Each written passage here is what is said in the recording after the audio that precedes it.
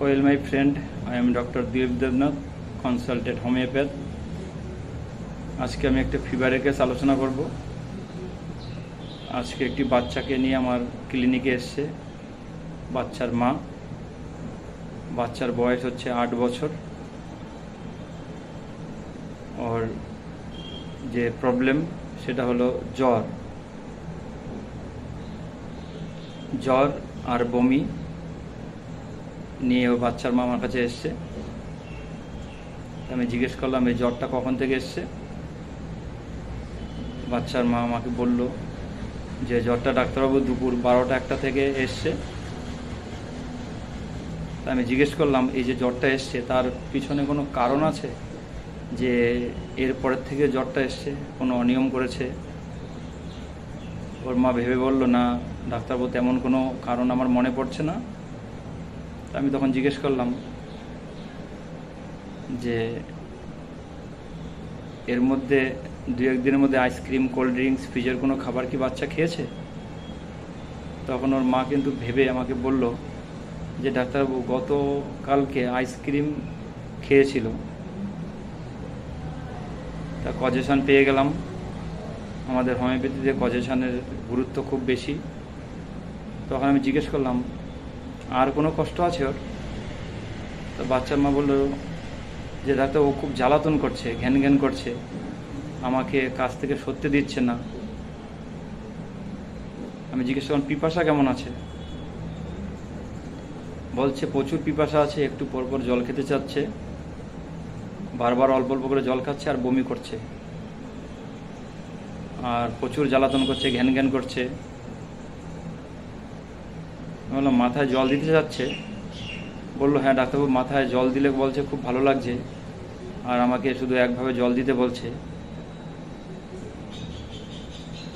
আমি বললাম বাচ্চাকে জিভটা দেখি বাবু। জিভটা আমি দেখলাম হোয়াইট কোটের ড্রাই টাং রয়েছে।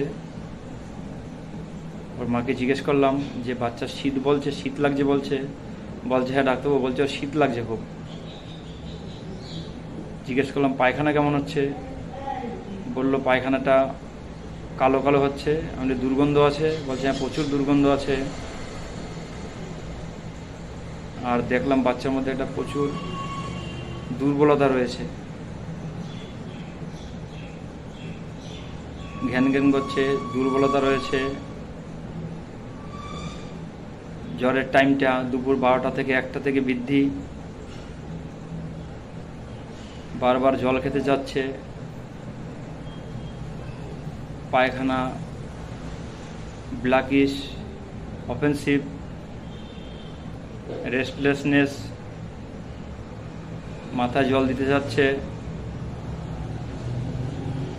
বমি করছে, জল খেলেই বমি করে দিচ্ছে।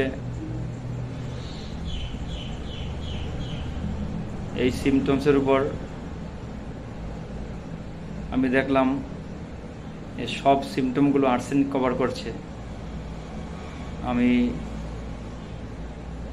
বাচ্চাকে আর্সেনিক 200 রিপিটেড ডোজে দিলাম। 2 ঘন্টার মধ্যে বাচ্চার জ্বর সম্পূর্ণ কমে গেল।